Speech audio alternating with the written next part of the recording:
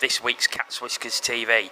No Aaron this week, as you can see, for reasons that will become clear a little later on. So just me and Paul this week. We are going to be looking back at all the games from last week. Our hot topic is, now that we're a couple of months into the season, who do you think's going to win the league? We'll read out a few of your tweets that we received, and of course we'll look ahead to another big weekend in the Elite League. But first, we'll go right back to last Wednesday. Hull took on Coventry Blaze in the Challenge Cup. Big game. Sam Balm reports. So, the Hull against Coventry game. It was a good performance from the Stingrays, resulting in a 5-2 win over the Blaze, which puts them through to the Challenge Cup quarter-finals at the expense of the Blaze. Coventry just didn't really turn up for the game. They haven't really turned up for the competition as a whole, really. They took a lot of stupid penalties, which is giving Hull plenty of power play opportunities, which they were doing really well on. They passed the puck really well, and I think they got a couple of goals on the power play. Blaze didn't really have a lot going forward either, apart from the line of Jinan, Tate and Adam Henrich.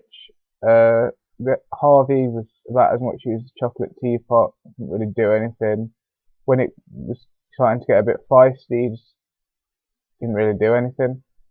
I thought it was going to kick off in the third, but nothing really. At the end of the second, there's a bit of a scuffle, and throughout the second, there's also arguments and all that. I thought this could kick off and that, but it didn't. In the third, Hull just managed to find another gear and just took the game away from Coventry, scoring. It was 2-2 at the end of the second. They scored 2 goals and then an empty net goal. So yeah, good win for Hull, and they're through to the quarterfinals of the Challenge Cup. So Sam there, he was at the game. That was a big win for Hull, and probably a bit of a surprise, but they're not expected to qualify from this Challenge Cup group, but 2 seasons they've been in it, and twice now they've qualified. Full credit to them. Yeah, I think it's actually they were a bigger result for Coventry, in a way, because that means that, because they lost, they're not going to be in the quarterfinals, and you've got to think that they would be budgeting for that extra gate receipt.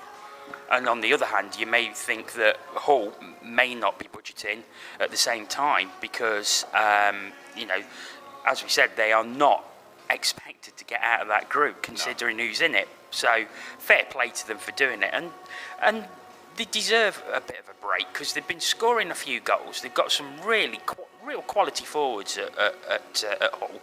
And, good on them. I'm very happy for them. Yeah, I mean, they just needed that extra. We've talked before about them just not being quite there.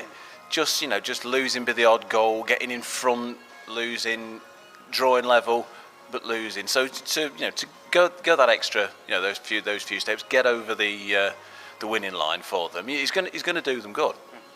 Unfortunately, Sam wasn't at their game on Saturday night where they took on the Giants. Giants coming away with a 2-0 victory. Good value from it, from what I read. 62 shots on goal, so you've got to say that's a hell of a performance from Ben Bounds in the Stingrays net. Yeah, I mean, he made the EIHL magazine team of the week on the back of that, and fair play to him. Everybody's going to look at the results, say they lost, but the way we'll be talking about the Giants a fair bit, I think, later. But they're going to turn up and go about the game. I think a lot of people thought that could be a far bigger score from the Giants than it was. So fair play to them, and they just they didn't let it get to them. Hull didn't, because they won. I'm not getting ahead of myself now, but they won on Sunday night. So I forgot what day it was. Yeah. So we'll come on to that a bit later. Of course, Blaze, who were defeated by the Stingrays on Wednesday, they took on the Sheffield Steelers on Saturday night at the Sky Dome. Scott Antcliffe was there. Hi there, back from the Steelers game against the Coventry Blaze in Coventry, resulting in a 4-2 win for the Steelers against the Blaze. Really good win tonight, really good road performance for the Steelers. It was good to have Doug Christiansen back after he's been away after his father's passing in America for the last couple of weeks. So it was good to have him back behind the bench. We looked more disciplined, we had some good leadership there, and we actually looked like we wanted to play and we wanted it. So it was good to have Doug back there to sort of steady the ship at the back. We took lead in the 5th minute, Nate DiCasimiro, a bit of a close range tap in, and then we doubled his lead in the 11th minute, Drew Fatter, great goal, skated in, high slot and just roof one, top shelf for a shot. Really good goal. So it was nice to go into the first period break with a 2-0 lead. Normally we come from behind, so it was good to have that pressure taken off us and go into a break with that lead. Second period we came out strongly. Rob Sirianni got hooked back on a breakaway. Dean Smith gave us a penalty shot, rightly so too. Sirianni skated in, really well taken low risk shot past Zacharias. Blaze responded, they got a goal on the power play in the 29th minute. Adam Henrich, bit of a scramble in front, he just used his size and strength to outmuscle the defenseman, sort of get in there and just tap it on from close range. Then Steelers responded, we got a goal in the 31st minute. Stephen Gertson, really nice goal, skated in through the neutral zone, cut through the D, and went backhand 5-hole on Zacharias. Really good goal. So went into the second period with a 4-1 lead. Blaze came out pretty strong in the final period. Steelers sat back a little really, mainly to probably try and preserve some energy in the tank for Belfast. So we sort of sat back, absorbed the pressure. They got a goal in the 58th minute. Michael Henrich, bit of a tap in, bit of a scramble. So game were pretty much done by then. So overall, good team performance by the Steelers. The Blaze looked disappointing anyway, so it was probably more a case of Blaze were bad and we took advantage of that. It was a good team performance though, but nothing spectacular. But hopefully now we'll get some consistency going, coming down a stretch against some big games coming up against Belfast, Nottingham. So it's good to get that win and hopefully get a few more on the board as well too. Scott Antcliffe there with his thoughts on Blaze against Steelers. Good win for Sheffield. Blaze not looking too good at the minute. They've not got a very good record against Sheffield, have they? They haven't. They're pretty poor. Yeah, but I can't tell that joke I just told you, can I? Go on then. No, I'm not going to, no. Let's see if we can get it out of him on a future show. Moving on. I think we'll move on to the Panthers weekend now in Scotland, of course. Do we have to? Panthers were, of course, taking on the Fife Flyers on Saturday night and Edinburgh Capitals on Sunday night. We'll start with the Fife game on Saturday. And by all accounts, a very deserved 4-2 victory for the Flyers in front of another raucous crowd at the old barn. Yeah, apparently, neither of us saw it, neither of us were there, unfortunately. But, fair to 99 times out of 100, the best team wins a game. Yeah, and obviously Fife were the best team that night. I mean, there are slight worries coming on. There's a lot of worries, I think, as a Panthers fan at the moment. But one thing that I did see on the website that did strike me as rather troubling was the fact that Lee Salter's got an infected hand fighting Nickerson. Of course, that happened to Bruce Richardson few seasons back when he had a fight with Jason Hewitt. Same thing, cut his hand, got infected. You just wonder what's in that beard, don't you? I mean, there could be stuff that's been in there for years. Food, small rodents. I mean, let's face it. That is a guy that looks like an enforcer. Well, exactly. That's a good hockey fighter look, isn't it? That's how they should be. A beard that forechecks on its own. I mean, another worrying thing for Panthers is 2 short-handed goals that the Flyers managed to score. So, credit to them for that, but we really shouldn't be allowing... a short-handed goal, it can happen, but 2 in a game, that's going to cause Corey some problems, I think. It is, and it could be time for generic excuse bingo. If you all fancy a game at home, get your cards out now. But, we were short-handed. The number, in terms of number of players on the bench, just not on the ice. And I think part of it is his decision to only go with 3 important defensemen. I don't think that has helped us. We are leaking too many goals. Yeah, I was having a look. We've leaked 42 goals in 12 league games. So that's 3.5 goals a game, and you aren't going to win a title leaking that many goals. I know we're still very prolific up front, but leaking that amount of goals, it's a worry. Yeah, because there are going to be times when well, you say we're very prolific. I'm not sure, but we're not as prolific as well. And if you're still leaking that number of goals, I mean, there'll be games where the defence is better and worse as well. But there are going to be times when the forwards don't turn up. You turn up against a team who know how to defend against you. At that point, if you're letting that many goals in at the other end, you're in trouble. And I think a word for Fife, because I from watching Fife last Sunday when we played down here and won 7-1, I couldn't see any way that they could possibly win on Saturday based on that performance. However, they found something. That crowd has obviously lifted them, and they say that the crowd is worth a couple of goals, and I think it's actually true in Fife. And from what I could gather, the atmosphere was absolutely incredible on Saturday night. So I think you've got to pay a lot of credit to the Fife fans for that. Does that mean we actually got a draw then? No, it doesn't. No. I mean, I think this is something we need to cover 1 week in a hot topic about fans, because we had the discussion last week. I disagreed with Aaron because he was wrong about the role fans play. But if you're in there and you've got a team that's roaring you on, it's going to lift you. It's how you get the fans to do that. That's the problem in Nottingham. So a great win for the Flyers on Saturday night. All credit. Moving on to Sunday, of course, one thing that happened Saturday is Steve Lee instigated the fight in the final 2 minutes. However pushed you are, however wound up you are, I felt he cost the Panthers a bit, because it meant he was banned for the game on Sunday. Yeah. And Sunday, I have to say I got the webcast. Great webcast, by the way, so fair play to Caps TV Live for that. It was excellent. It was a brilliant game of hockey. I mean, it was proper old school. Yeah. It was proper old school, end to end, loads of goals, calamity defending, calamity net minding. Brilliant. It had everything. Fife, for the first 2 periods, were outstanding. Edinburgh. Sorry, I apologise.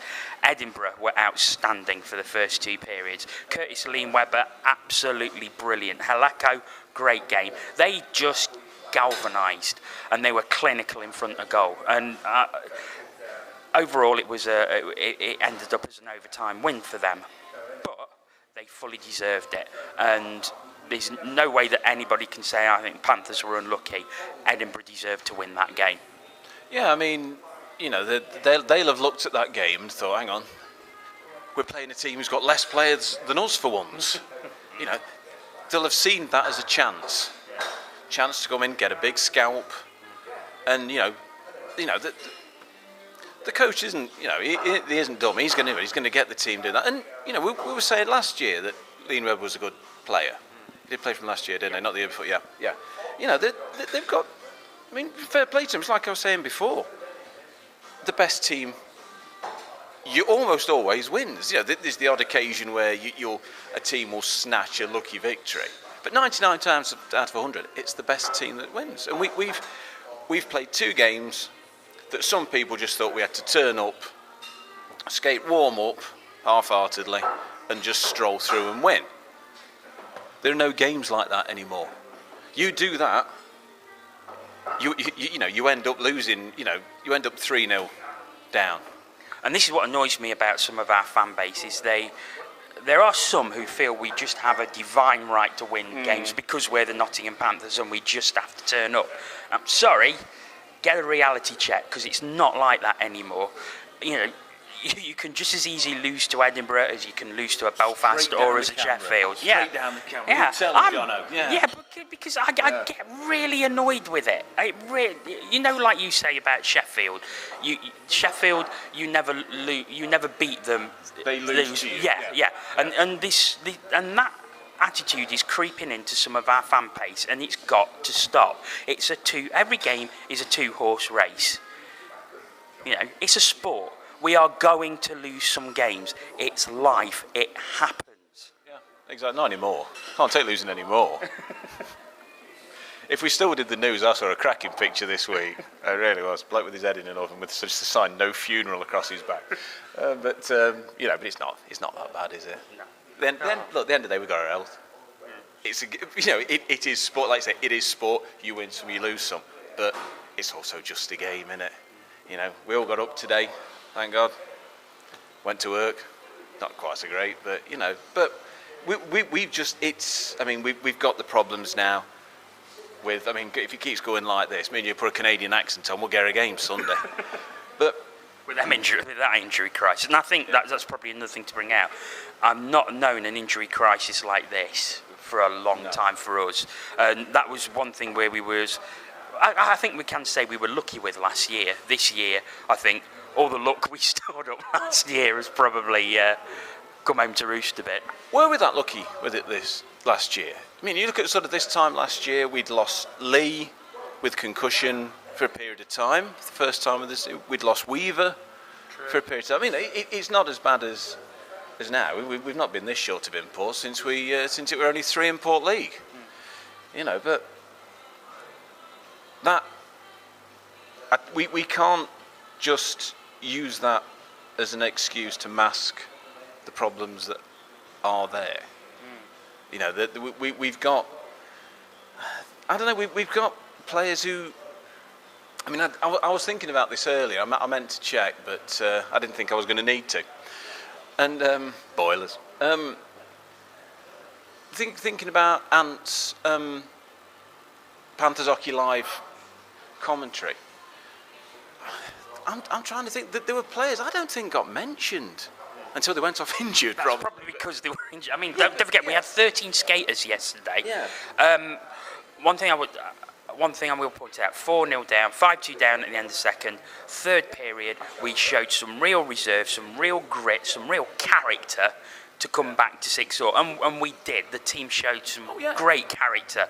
Matt Ryan totally deserved his man of the match because he's come in for some criticism. He was outstanding yesterday from what I saw. He had an outstanding game. Jonathan Boxhill, 2 goals, brilliant. He's deserved them for the way he's played.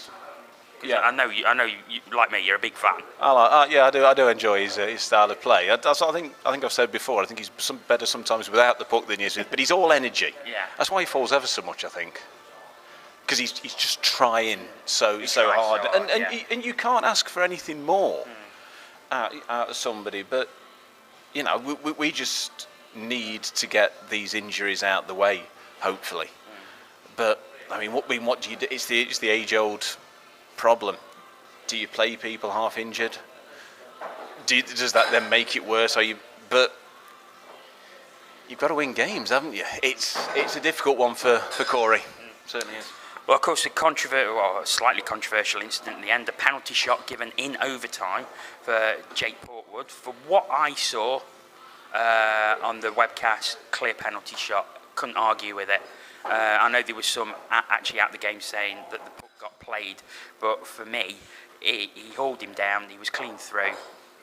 It was a penalty shot every day of the week for me. It's merely Cowan making up for what he did in Fife. Joking. No, if it's a penalty shot, it's a penalty shot. It's a big decision, and it's a decision that has to be right in that sort of situation. Because these days, the video's there just to make the official look bad. They get one chance to look at it. They've got to. But it's a big decision to make. We're going to look at the other games that took place on Sunday. Dundee still hanging in up there, still second in the league.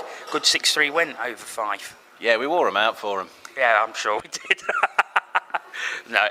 In all seriousness, I think Fife, it was 3-3. Fife went 3-1 down, pulled it back to 3-3, but then Dundee pulled away in the final period and finishing it with an empty net goal. But Dundee could still just keep dragging them wins out.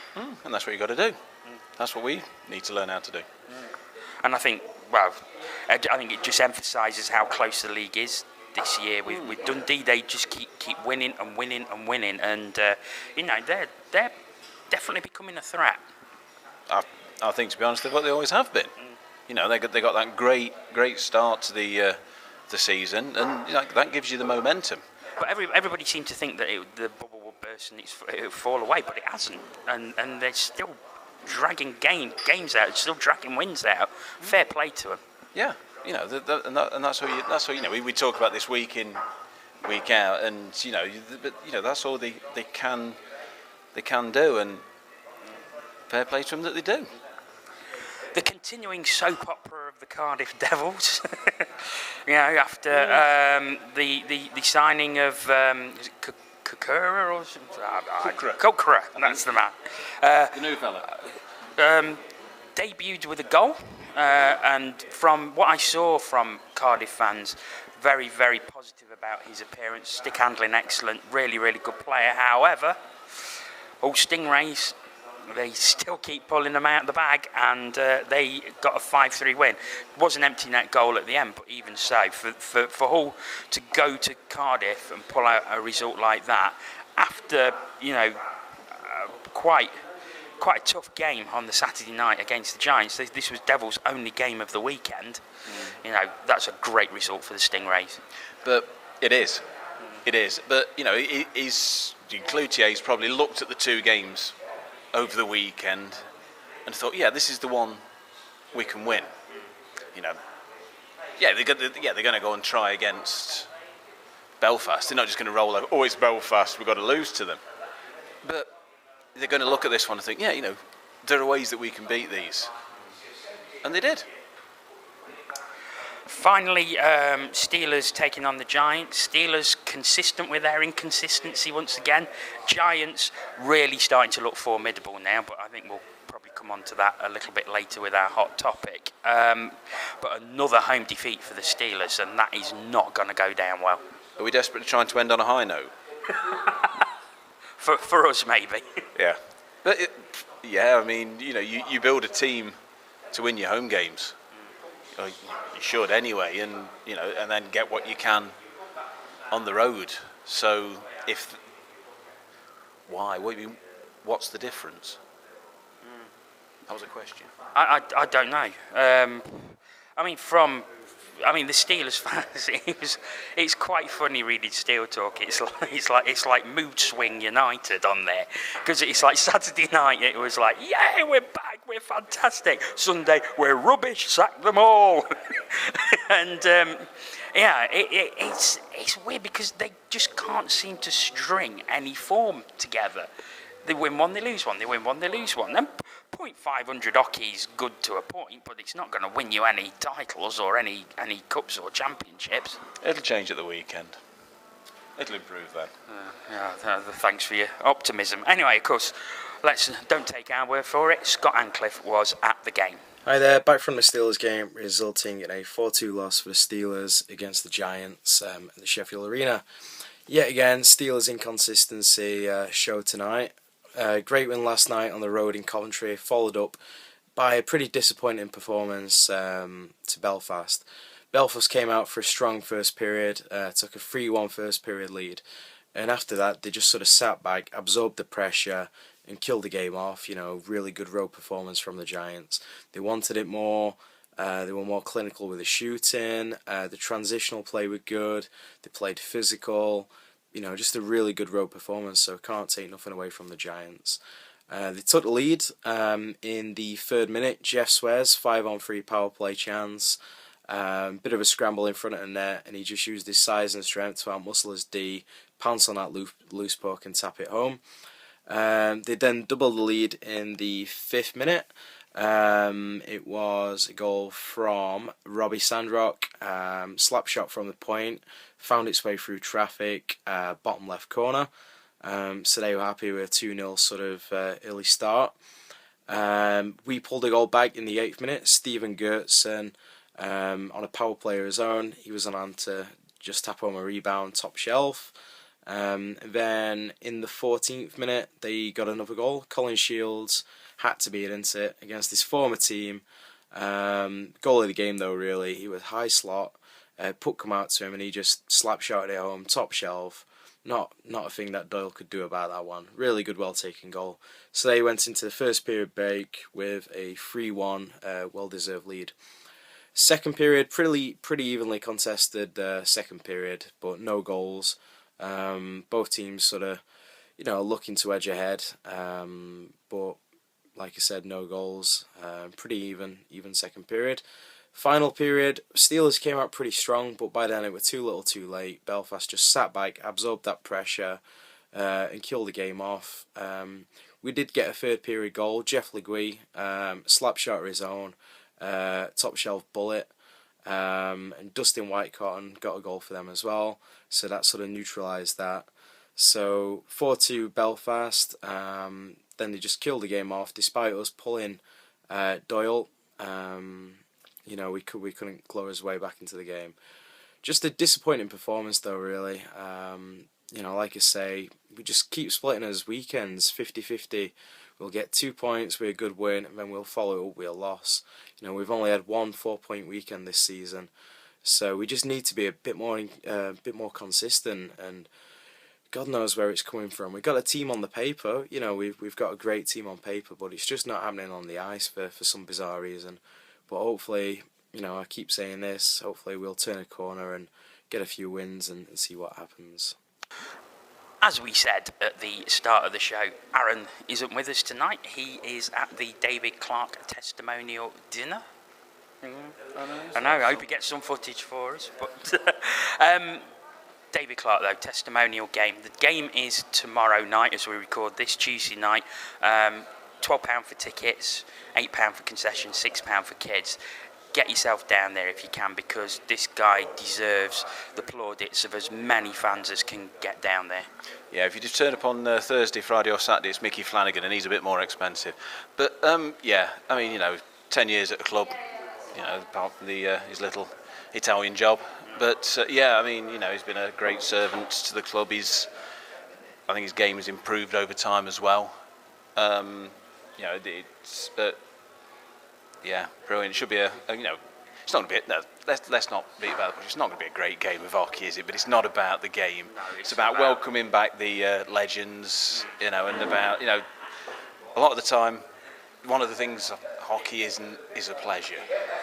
It's nervous, it's worrying, it's exhilarating at times. But and tomorrow night's about the pleasure. It's about saluting him and just enjoying a game, and enjoying a relaxing game.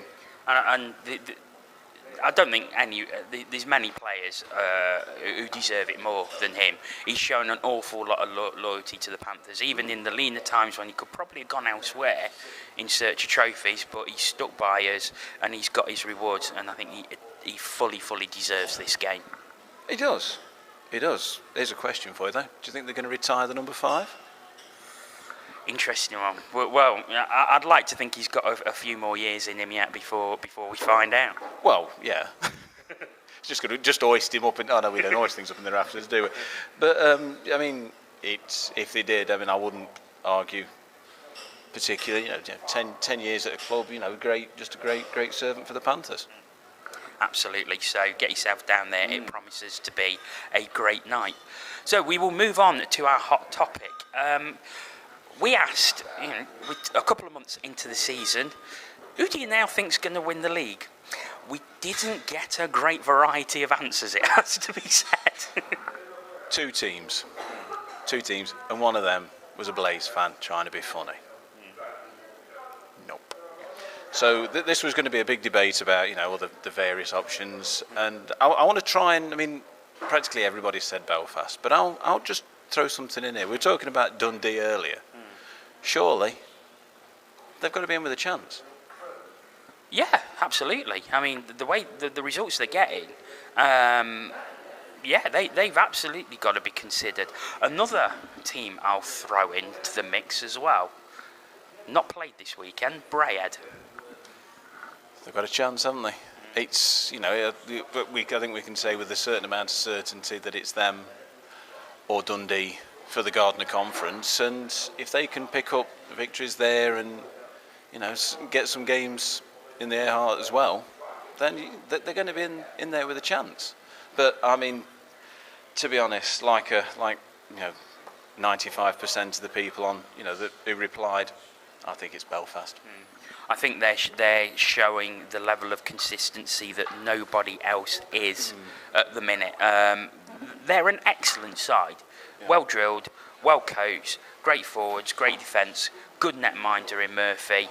I think they've got all the ingredients, and they seem to really be playing for their coach. Yeah, I mean, put credit to Paul Adey. He's got them. He's got them playing well, and playing as a team, playing to a style of hockey. And I think one of the other things that one or two people touched on as well is the consistency of the personnel. They've got a lot of people who actually were signed before Adey was, who played for them last year, played for them this year, and that always helps. I mean, I think that's one of the things and problems we've had is the adjustments we've had to make because so few of the imports came back from last season. But I mean, the Dundee. I'm just trying to pick out one that doesn't just say Belfast all the way through, and I can't. I'm not reading that one. Phil. So, yeah, the great debate doesn't really work, does it? No, we both said Steelers at the start of the season. Do you think they could? Something's going to have to change, and not just with them, but with Belfast as well. 'Cause it's all right, saying Steelers could just snap and go on a run. But if Belfast keep doing what they're doing, that doesn't matter. It'll get Sheffield closer, but Belfast will still be stepping out in front of them. I think we've got a tweet from Johnny from Don. He says similar to that. He says early favourites have to be Belfast due to consistency, personnel from last year, like we've been saying, but they haven't had the injury rows yet. But if they stay injury free, they have to be favourites, and I think they haven't had an injury crisis yet. But you never know; one could be round the corner. But at the same time, they may not get any injuries. Yeah, and I think the thing we've got to remember as well is as we record this, it's the 11th of November. There's still a long way to go. And these things, we may not get another player injured the rest of this season. We probably will, but we might not. They might have a situation like we've got now, but they just look very strong. I mean, they've just brought Peacock back. That was a big signing. Yeah. That was a big signing for them. Well, he's an import quality Brit, and they don't grow on trees. So to bring that back, it's just a bonus for them. Yeah, I think. I mean, I can't see Sheffield at this point mounting a challenge because they're just far too inconsistent. As for us, you're getting scowled at. Yeah. As for us, I don't know. I think we've fallen away in the past 3 weeks or so since the Continental Cup, really. However, I think clear up the injuries, get a settled side, get a run together, and I think out of everyone we still stand the biggest chance of mounting the challenge to Belfast. However, as we said earlier, you cannot count out Dundee or Braehead, who still keep churning out those wins. Yeah. We've got to sort out the problems that have dogged us before the injury crisis, the sloppiness, that undefinable, not quite right thing that we've been talking about most of the season and still haven't really put our finger on. But there's something that, if that clicks, then we're going to be there and thereabouts, I think. But I can't see past Belfast. No, me neither. So thanks for everyone who tweeted in. But not much of a debate this week. We're very, very sorry. For the final part of the show, we are going to look ahead to the games coming up this week in the Elite League, starting on Wednesday night, where Braehead take on Coventry at the Braehead Arena. Should be well rested, the Clan. Will probably have got a few of their injury worries sorted, because don't forget the last game they played was 11 or 12 skaters in Sheffield, so they've probably got some bodies back. Coventry, not in the greatest form at the minute. I think you've got to fancy a home win there. I think you have. I mean, sometimes having that break can do you as much harm as it does good. But in terms of the injuries they got, that's got to help them. So no, I can't see past a home win. They're then at home again on Saturday, taking on the Hull Stingrays. That could be a close one. It could. I mean, it could if Hull can continue with the form they've had, and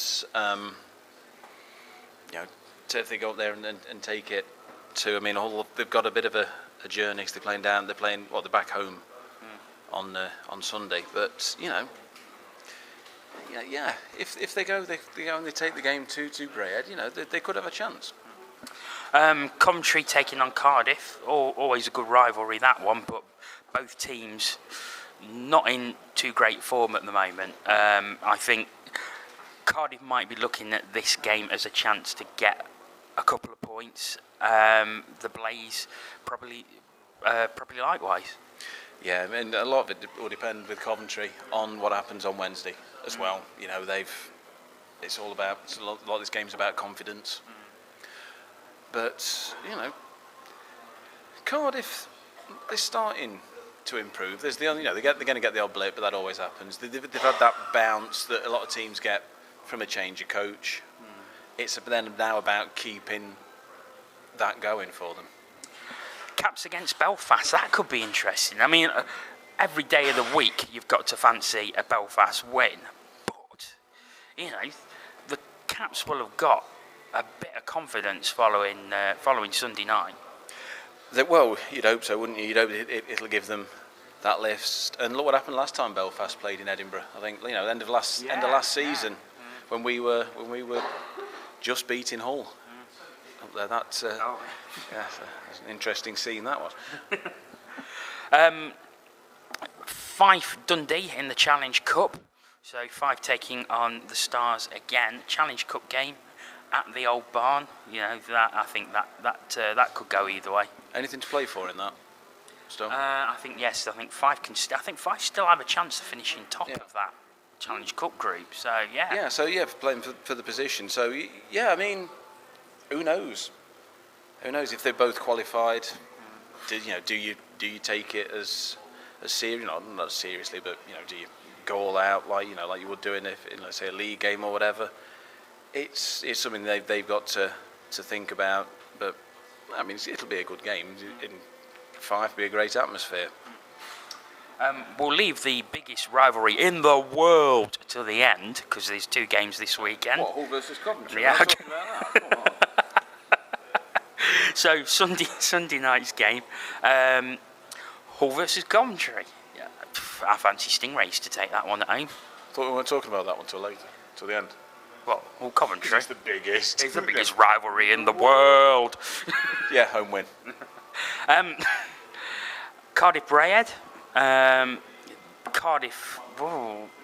That's another tough game for the Devils, and they're going to be really low on confidence. They're languishing down in 9th place. Nobody thought they would ever be that low in the table, but they just. I just wonder if the PR disasters are starting to affect the team, or probably already are affecting the team. Well, they don't help, do they?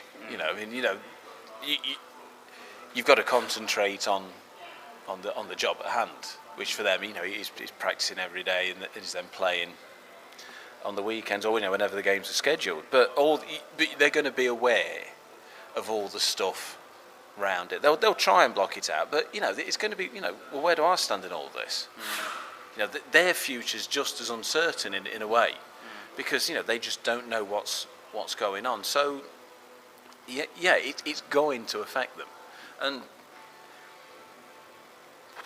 but I think that's a very hard game to call, because they both got games the night before. I honestly think that one's too close to call. So it'll be a blowout. You watch. We've got Dundee against Edinburgh in a league game. I think Dundee maybe easing off Saturday night in the Challenge Cup, and we'll probably concentrate a little bit more on this game. Edinburgh, I suppose a lot depends on what happens Saturday night. Edinburgh's third win in 3. Telling you now. But you're right. Yeah, I mean, yeah, it's whether Dundee want to take it easy against Fife. What happens with Edinburgh? Sorry, home win. Fife Belfast in the Challenge Cup, so 2 Challenge Cup games for the Flyers this weekend, both at home. I think Belfast have already qualified, so I don't know. Again, it's one of those things. It depends how seriously the Giants take the game, but they're on a momentum where they're winning lots of games, and they're not going to want to lose that. Well, you don't necessarily, you don't want to lose that momentum if you've got it, but by the same token, somebody's got a niggle. Do you give them a rest? If you're already through, we've done it, and at times it's cost us, at times it hasn't. So I think we'll see on that. We'll see. Of course, the final 2 games, one on Saturday, one on Sunday. Saturday night at the Motorpoint Arena in Sheffield. Sunday afternoon at the National Ice Centre just next door. The world famous Capital FM Arena. Yeah. I do apologise. Yeah, and it's the biggest rivalry in the world between Nottingham and Sheffield. Saturday night. Oh dear! You know what? I cannot call either game, because you've got the consistently inconsistent Sheffield Steelers and Panthers coming back with their tails between their legs from Scotland this weekend. So I think a lot depends on who turns up on Saturday night. I think Saturday night is the important game, and that will have will lead to the momentum for Sunday. I'm sorry, it's just the fact that Ellen's trying to stare you out as you're saying all that has put me right off. I don't know. I honestly don't know with this. I think a lot of it could boil. A lot of it's going to boil down to our injuries,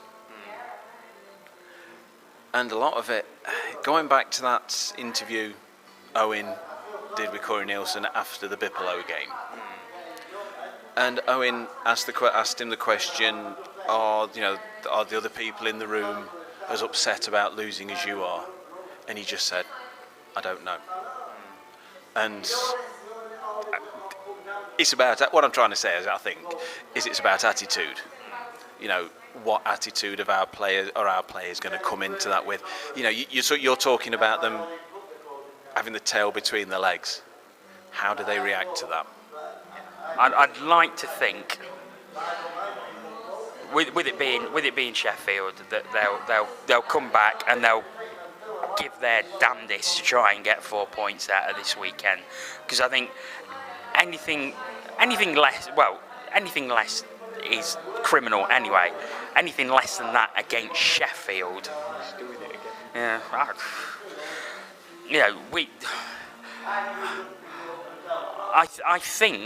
I do honestly think that one team will get 4 points this weekend, but I'm not confident enough to say which one will do it. That's my line. I'll tell you. Yeah. I'll tell you. You want a team will get 4 points this weekend? Brayhead. There you go. I think they'll probably end up being split. I can see it being split so that both away teams get the points. But I just want to thank you, Jono. Why is that? For not saying that stupid home series thing. Well, you just have.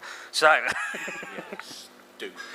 Of course, Sunday night's game, there are, as we record this, less than 300 tickets available, so you will have to be quick if you want to get to watch that game on Sunday night. So, we will, of course, be reviewing both those games next week, as well as all the other games taking place this week, and we'll try and get a hot topic for next week that could cause a bit of debate. But, as ever, thanks for joining us. Thanks for coming along. I know what we could do. What? What do you think's in Nickerson's beard? tweet in, let us know. Tweet, yeah. But until next week, goodbye.